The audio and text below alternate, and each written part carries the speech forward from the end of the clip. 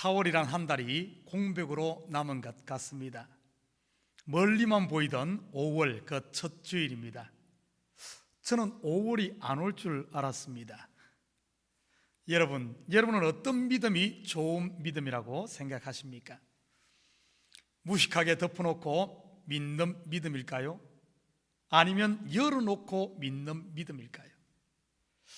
믿으라면 믿지 뭐 자꾸 따지냐, 무조건 믿어, 이게 좋은 믿음일까요? 성경은 우리에게 덮어놓고 무조건 믿으라고 하지 않습니다.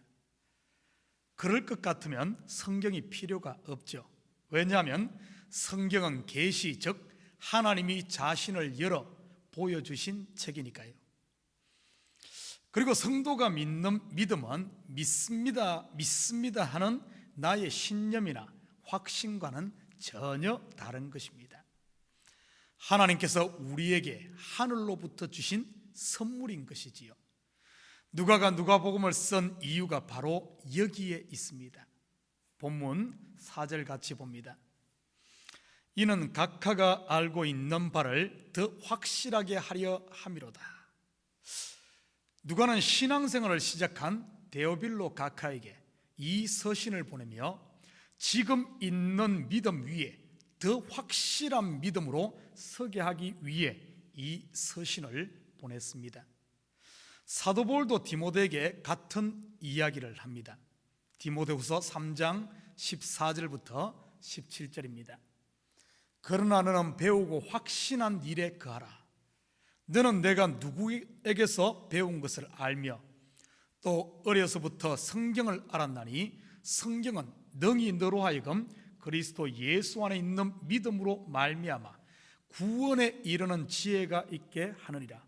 모든 성경은 하나님의 감동으로 된 것으로 교훈과 책망과 바르게 함과 의로 교육하기에 유익하니 이는 하나님의 사람으로 온전하게 하며 모든 선한 일을 행할 능력을 갖추게 하려 함이라. 성경에서 말하는 믿음, 무턱대고 믿는 게 아니라고 했습니다. 하나님이 우리에게 계시하신, 즉 보여주신 것을 보고 믿는 것이지요. 욥의 고백처럼 귀로만 듣던 하나님에서 이제는 눈으로 보는 하나님 말이지요. 우리 옛날에 한자 공부할 때 다들 배우지 않았습니까? 백문이 불여 일견이라. 100번 듣는 것보다 한 번 보는 것이 낫다. 신앙은 배움의 과정이며 삶의 여정입니다. 부부가 서로 알아가듯이 부모가 자식을 양육하면서 자식을 알아가듯이 말이죠. 남편과 아내가 서로 다 아는 것 같지만 평생을 알아도 다는 모르지요. 그런 말이 있잖아요. 자식이 부모를 이해할 때는 부모가 안 계신다고요. 신앙 또한 마찬가지입니다. 먼저는 자신을 아는 과정이고, 둘째는 하나님을 아는 과정이고, 그리고는 이웃을 아는 과정이지요. 우리의 꼬린 지점은 정해져 있습니다. 완전한 알미 그 끝이죠. 고린도전서 13장 12절입니다.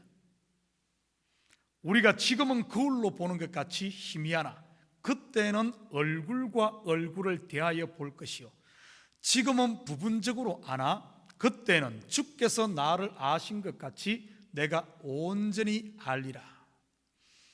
저는 이번에 새롭게 참교회 성도들을 알게 되었습니다. 제가 평소에 생각하는 것보다 훨씬 견고한 믿음을 가지고 계시다는 것을요. 사람은 위기가 닥쳐보면 그 속을 알 수 있잖아요. 보통은 시험이나 환란이 오면 자기중심적, 이기적으로 변하는 게 일반 사람입니다.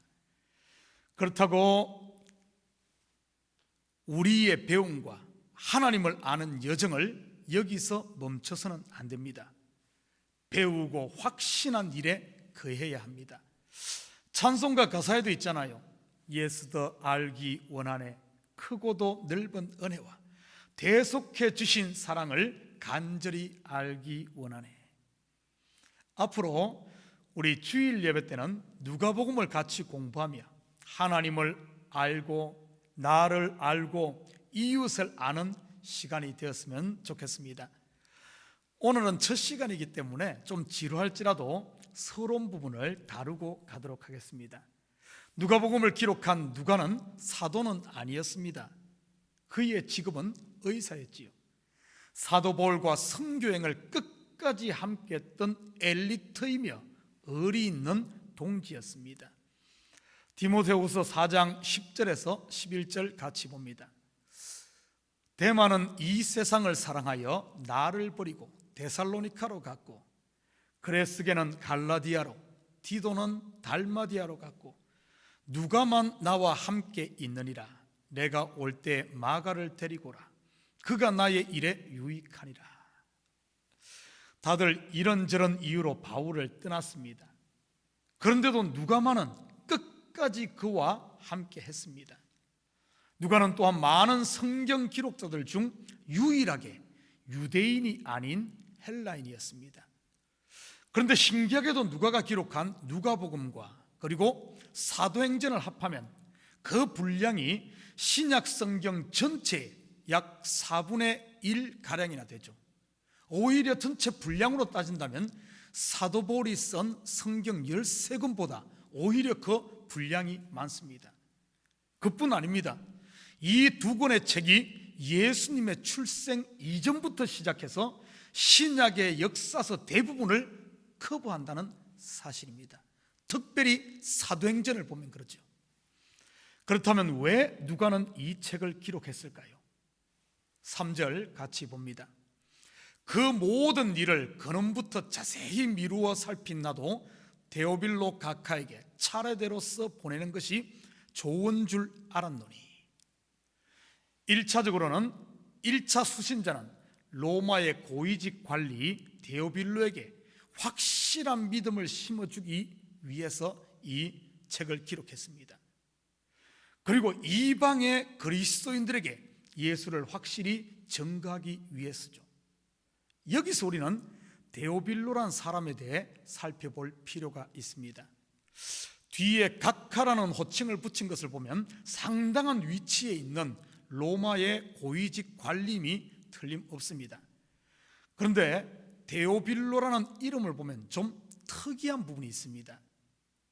데오빌로는 두 단어 헬라어 데오스와 필로스의 합성어입니다. 데오스는 하나님이란 뜻이며 필로스는 사랑받는 이란 뜻입니다. 특별히 친구 간의 사랑을 표현할 때 필로스를 씁니다. 하나님의 사랑받는 친구라는 뜻이지요. 여러분, 이 데오빌로 바로 저와 여러분을 지칭하는 이름이기도 합니다.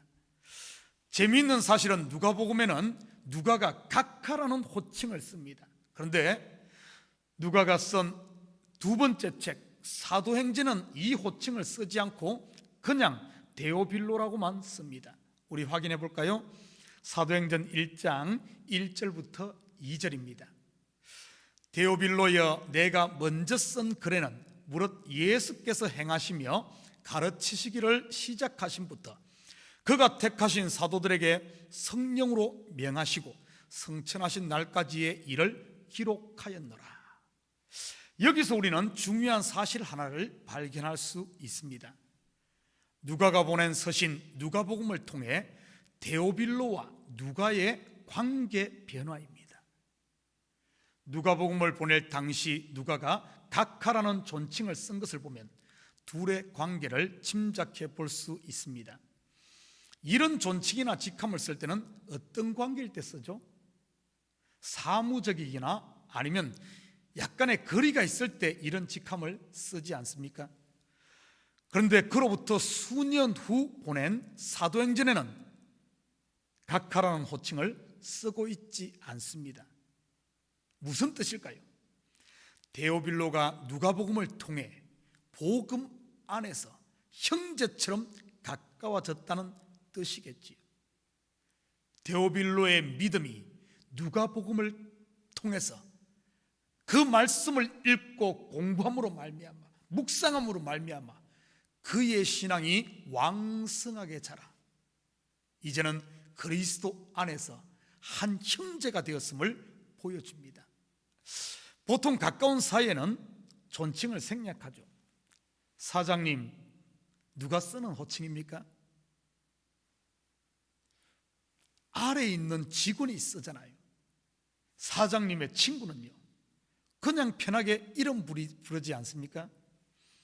저는 개인적으로 누가복음을 같이 공부하면서 하나님과 여러분 사이가, 저와 우리 성도들 사이가, 그리고 성도들과 성도들 사이가 좀 이렇게 되었으면 좋겠습니다. 특히 하나님과 여러분의 관계가 하나님과 아브라함의 관계처럼 됐으면 좋겠습니다. 하나님이 아브라함을 친구라고 부르거든요. 목사님, 그런 불경스러운 말이 어디 있습니까? 할 사람도 있을 겁니다. 우리 성경 한번 볼까요? 야고보서 2장 23절 같이 봅니다. 이에 성경에 이른바 아브라함이 하나님을 믿으니 이것을 의로 여기셨다는 말씀이 이루어졌고 그는 하나님의 벗이라 칭함을 받았으니. 그렇다고 오해하지는 마십시오. 어깨동무하고 맞짱 뜬다는 그런 말은 아닙니다. 성경에서 친구는 숨김없이 모든 것을 말하는, 즉 친밀함을 의미하지요. 창세기 18장 17절입니다. 여호와께서 이르시되 내가 하려는 것을 아브라함에게 숨기겠느냐. 사실 알고 보면 나를 향한 하나님의 뜻을 우리가 알지 못하기에 인생에서 좌충우돌하면서 힘든 게 아니겠습니까? 삶이 힘들다고 느껴지시는 분들은 주일 말씀 들을 때 졸지 마시고 잘 들으시기 바랍니다. 누가복음을 통해 하나님과의 관계가 숨김없는 친구의 관계로 발전해 나를 향한 하나님의 뜻을 알고 그 뜻 앞에 내가 순종함으로 여러분의 매사에 형통의 복이 있기를 축원드립니다. 그리고 저와 여러분과 마음이 통해서 얼굴만 봐도 좀 이렇게 행복한 이런 관계가 됐으면 좋겠어요. 성도들끼리도 성령의 교통함이 있는 오해가 아닌 이해로 바뀌어지는 역사가 있기를 기대합니다. 그리고 누가는 전도에 대하여 큰 관심을 기울이는 것을 우리 또 볼 수가 있습니다. 그것도 이방인 전도에 대해서요. 누가의 두 번째 서신이 사도행전 그 자체가 이방 선교에 포커스가 맞춰져 있잖아요. 2절 같이 봅니다. 처음부터 목격자와 말씀에 일꾼된 자들이 전하여 준 그대로 내력을 저술하려고 붓을 든 사람이 많은지라. 처음부터 목격자와 말씀에 일꾼된 자들, 누구를 말하겠습니까? 예수님과 함께 했던 제자들을 말하겠지요. 이들은 오순절 성령 강림 이후 그들이 목격했던 것, 예수님으로부터 배웠던 것, 들었던 것들을 그들의 전생애를 바쳐서 이것을 누군가에게 전해줍니다. 그들을 통해 누가도 복음을 받고 복음에 헌신하게 되지요. 그리고 누가 또한 자기가 받은 복음을 데오빌로에게 글로 상세하게 전해줍니다. 예수님의 비유 속에도 하나님의 나라는 전달되는, 곧 성장하는 나라임을 말씀하고 있습니다. 마태복음 13장 31절에서 33절입니다. 또 비유를 들어 이르시되 천국은 마치 사람이 자기 밭에 갖다 심은 겨자씨 하나를 같으니 이는 모든 씨보다 작은 것이로되 자란 후에는 풀보다 커서 나무가 되매 공중의 새들이 와서 그 가지에 깃들이느니라. 또 비유로 말씀하시되 천국은 마치 여자가 가루 서말 속에 갖다 넣어 전부 부풀게 한 누룩과 같으니라. 하나님의 나라는 전해지는 나라, 흘러가는 나라입니다. 우리에게 전해진 복음, 여러분은 흘려보내고 있습니까? 혹시 여러분 자신이 데드 엔드는 아닌가요? 데드 엔드, 길이 막힌 도로를 말하죠. 저는 이번에 누가복음을 함께 공부하며 혹시 여러분이 막힌 길, 데드 엔드라면 그곳에 새로운 길이 확 뚫리는 이런 역사가 있기를 기대합니다. 그리고 누가복음에는 다른 세 복음서와는 조금 구별되는 독특한 부분이 있습니다. 마태복음이 왕이신 예수의 중점을 둔 유대인을 대상으로 기록되었습니다. 마가복음은 종으로 오신 예수님의 사역에 포커스를 두고 섬기는 예수상을 부각시켰다면, 누가복음은 인자 대신 예수의 그 초점을 두고 있습니다. 그러면서 가난한 자, 병든 자, 소외된 자, 이방인들에 대한 특별한 관심을 가지고 있음을 알 수 있습니다. 저는 우리 참교회 성도들이 함께 누가복음을 앞으로 공부하며 누가의 관점을 회복했으면 좋겠습니다. 올해 우리 교회 표가 공동체적 삶 아닌가요? 저는 이번에 코비드-19의 어려움을 통해 우리 참교회 공동체의 삶이 회복되고 있는 것을 발견했습니다. 이 시대가 점점 더 성공하고 잘난 것만을 우상화하는 경향이 있습니다. 교회도 예외는 아니고요. 큰 교회 우상, 교회 내에서도 1등 우상, 열심히 하는 사람들이 모든 것들을 쥐고 흔드는 이런 교회, 헌금 많이 하는 사람, 이런 사람들이 돋보이고 전부 이런 것 아닙니까? 여러분, 공동체의 가장 중요한 요소가 무엇입니까? 사도행전 2장 45절입니다. 또 재산과 소유를 팔아 각 사람의 필요를 따라 나눠주며, 사도행전 4장 34절에서 35절입니다. 그 중에 가난한 사람이 없으니 이는 밭과 집 있는 자는 팔아 그 판 것의 값을 가져다가 사도들의 발 앞에 두매 그들이 각 사람의 필요를 따라 나누어 줌이라. 잘난 사람, 훌륭한 사람, 믿음 좋은 사람만 인정받는 것이 아니라 있는 사람은 없는 사람을 위해 내놓는 삶, 이게 공동체 아닐까요? 믿음 좋은 사람은 믿음 없는 사람들을 품어주는 삶, 인정해주고 품어주는 삶. 훌륭한 사람은 훌륭하지 못한 사람들의 벗이 되어주는 삶. 지식이 있는 사람들은 지식을 뽐낼 것이 아니라 지식 없는 사람들의 길잡이가 되어주는 이런 삶. 부자들은, 돈 있는 사람들은 자기의 돈을 가지고 기를 내고 없는 사람 기죽이는 것이 아니라 그 돈을 흩어서 정말 가난한 사람을 뒤에서 보이지 않게 섬기는 삶, 이게 공동체 아닐까요? 그럴 때 공동체적인 삶이 회복되어지며 그 공동체 속에 하나님의 나라가 임한다는 사실입니다. 여러분 기억하십시오. 하나님의 나라는 공동체적 삶 가운데, 우리 가운데, 성령의 교통함이 있는 가운데 역사하고 임한다는 사실을, 말씀을 맺겠습니다. 앞으로 누가복음을 함께 공부함으로 우리 참교회 공동체가 그냥 무턱대고 믿는, 기초 없이 집을 짓는 이런 신앙이 아니라 견고한 말씀의 기초 위에 든든하게 세워지는 이런 역사가 있기를 바랍니다. 믿음 위에 믿음이 더해지는 이런 역사, 그리고 하나님, 형제와 이웃이 더 가까워지고 데드 엔드가 아닌 막힌 우리의 길이 확 뚫려지는, 그래서 이 참교회가 전도하는 교회, 선교하는 교회, 새로운 길이 열려지는 교회, 이 지역사회로 화통해져서 정말 환난당한 자들, 어려운 자들, 가난한 자를 섬기는, 품는, 그래야 우리 이 누가복음을 통하여 예수를 더 깊이 알고, 그리고 나서 누가복음으로 끝나는 것이 아니라 사도행전의 이 역사처럼 우리에게 시작된 하나님 나라가 이방으로, 이웃으로, 세계로 흘러가는 이런 축복이 있는 교회가 되기를, 우리 성도들이 되기를 주님의 이름으로 축원드립니다. 기도드립니다.